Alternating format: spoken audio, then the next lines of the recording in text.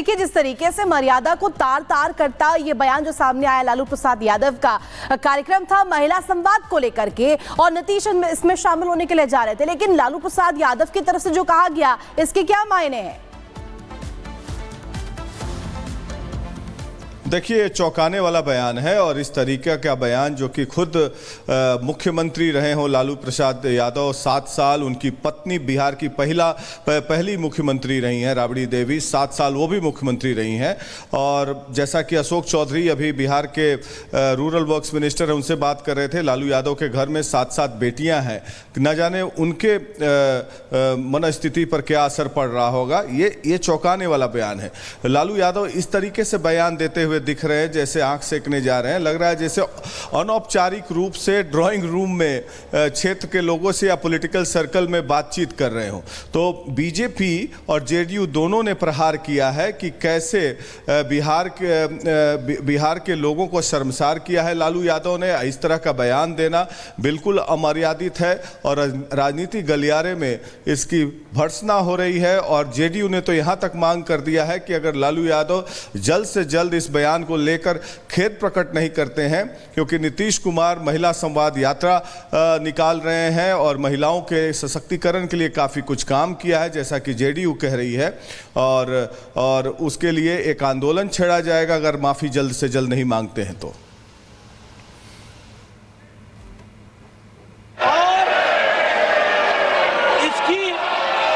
इसकी फंडिंग, इसको आर्थिक रूप से मदद देने का काम यह जॉर्ज सोरोस कर रहा है।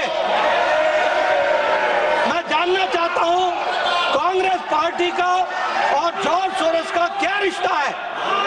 दूसरी बात, दुनिया ने कभी भी उस देश को माफ नहीं किया है जिसने बाहरी शक्तियों ने जो देश की संप्रभुता पर आघात किया है उसको बर्दाश्त किया है, और जिन्होंने बर्दाश्त किया है उन्होंने भुगता है, देश में भुगता है, और हम जवाबदेह हैं। We are answerable to the common man. आम आदमी, गांव गरीब का व्यक्ति, वो हमसे पूछ रहा है कि ऐसी स्थिति में देश की सुरक्षा के लिए हम खड़े हैं कि नहीं हैं।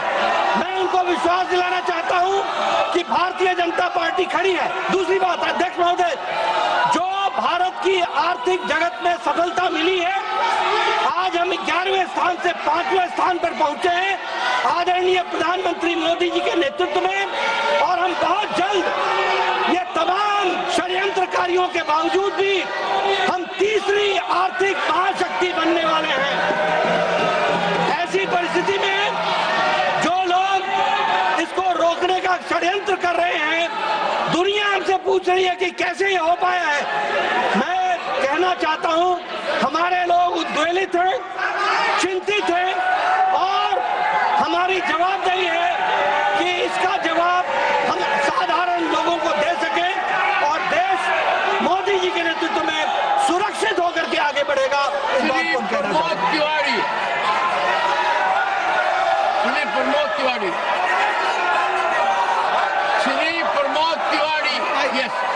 माननीय सभापति जी, मुझे पूरा विश्वास है कि व्यवधान में जैसे आपने उनको सुना है, मुझे भी आप मौका देंगे।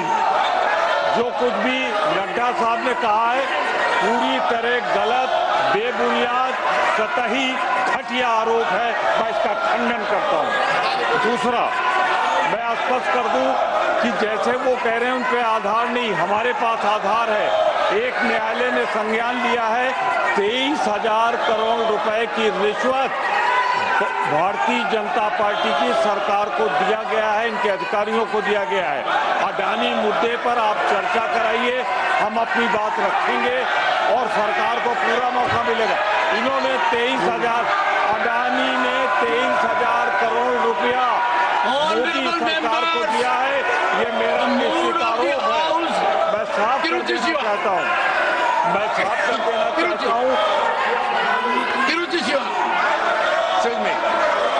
Come on, my mic is off. Sir, Rule 238, 2, sir. A member while speaking.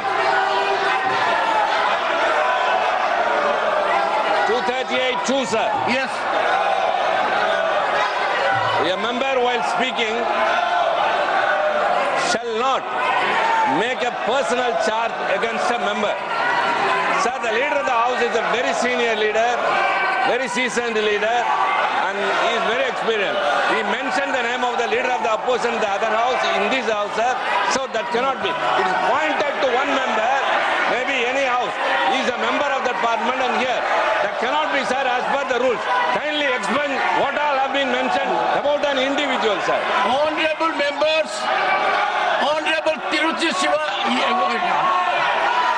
Sir, I have mentioned the name of the office, not any particular name of the person.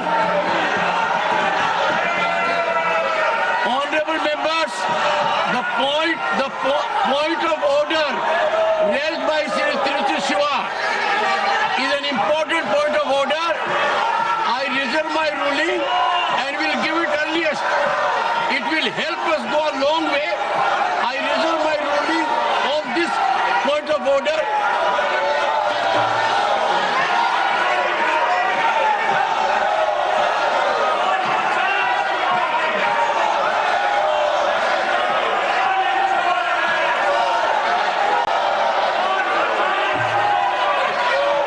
The House stands adjourned to meet at 11 a.m.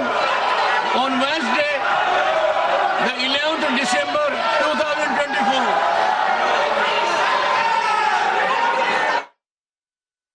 तक के लिए स्थगित कर दी गई है। बड़ी update आपको बता दें, जिस तरीके से हंगामा हो रहा था राज्यसभा में और जॉर्ज सोरेस और कांग्रेस के कनेक्शन को लेकर बीजेपी लगातार सवाल उठाती हुई नजर आ रही है। जमकर हो हल्ला और हंगामा चढ़ता है और इसी हंगामे की वजह से अब राज्यसभा की कार्यवाही कल सुबह 11 बजे तक के लिए स्थगित कर दी गई है।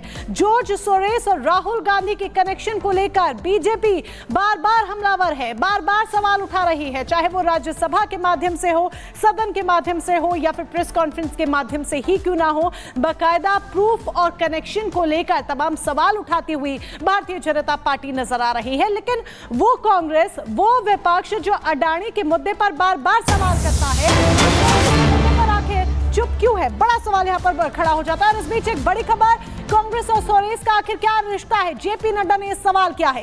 कांग्रेस देश विरोधी ताकतों के साथ है, जेपी नड्डा का कहना है। कांग्रेस बाहरी शक्तियों का टूल बनी है, विपक्ष देश में अस्थिरता चाहता है। जेपी नड्डा ने सदन में इस बात को रखा और जॉर्ज सोरेस और कांग्रेस के कनेक्शन को लेकर सवाल उठाए। ऐसी संस्था को कोर्ट चेयर करना कांग्रेस की नेतृत्व के द्वारा यह बताता है कि यह देश में की आंतरिक सुरक्षा और देश की बाह्य सुरक्षा के लिए बहुत बड़ा खतरा है और इसकी फंडिंग, इसको आर्थिक रूप से मदद देने का काम यह जॉर्ज सोरेस कर रहा है। मैं जानना चाहता हूं कांग्रेस पार्टी का और जॉर्ज सोरेस का क्या रिश्ता है।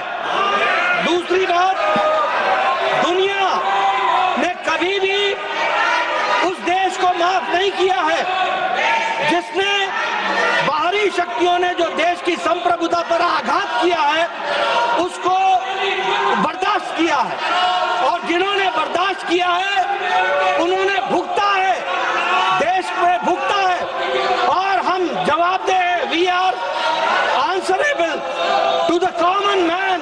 आम आदमी, गांव गरीब का व्यक्ति वो हमसे पूछ रहा है कि ऐसी स्थिति में देश की सुरक्षा के लिए हम खड़े हैं कि नहीं है। मैं उनको विश्वास दिलाना चाहता हूं कि भारतीय जनता पार्टी खड़ी है। दूसरी बात, अध्यक्ष महोदय, जो भारत की आर्थिक जगत में सफलता मिली है, आज हम 11वें स्थान से 5वें स्थान पर पहुंचे हैं आदरणीय प्रधानमंत्री मोदी जी के नेतृत्व में और हम बहुत जल्द ये तमाम षड्यंत्रकारियों के बावजूद भी हम तीसरी आर्थिक महाशक्ति बनने वाले हैं। ऐसी परिस्थिति में जो लोग इसको रोकने का षड्यंत्र कर रहे हैं, दुनिया हमसे पूछ रही है कि कैसे ये हो पाया है। मैं कहना चाहता हूं, हमारे लोग उद्वेलित हैं, चिंतित हैं और हमारी जवाबदेही है कि इसका जवाब हम साधारण लोगों को दे सकें और देश मोदी जी के नेतृत्व में सुरक्षित होकर के आगे बढ़ेगा। इस बात को हम कहना चाहते हैं।